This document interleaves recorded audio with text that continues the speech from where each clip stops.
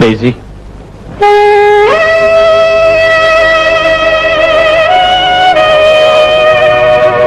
എന്താ?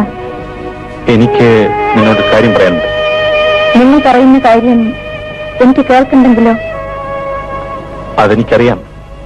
കാരണം നിന്റെ മുമ്പിൽ ഞാനിപ്പോ ഒരു ആഭാസനാണല്ലോ. അതിനെന്താ ഇപ്പൊ സംശയം?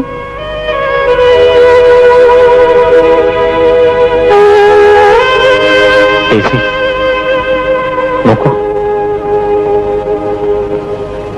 തെറ്റുകൾ ചെയ്യാൻ വേണ്ടത്ര സന്ദർഭങ്ങൾ കിട്ടുന്ന ഒരു അന്തരീക്ഷത്തിലാണ് ഞാൻ വളർന്നതും ജീവിച്ചതും. വേണ്ടത്ര തെറ്റുകൾ ചെയ്തിട്ടുമുണ്ട്. പക്ഷേ ഇന്നുവരെ എനിക്കൊരു കുറ്റബോധം തോന്നിയിട്ടില്ല. ഇപ്പോൾ എന്താ കുമ്പസാരിക്കാൻ തുടങ്ങിയാണോ? ജീവിതത്തിൽ ഇന്നുവരെ ഞാൻ കുമ്പസരിച്ചിട്ടില്ല. പക്ഷേ നിന്റെ മുമ്പിൽ ഇപ്പോഴും ചെയ്താൽ കൊള്ളാമെന്ന് തോന്നുന്നു.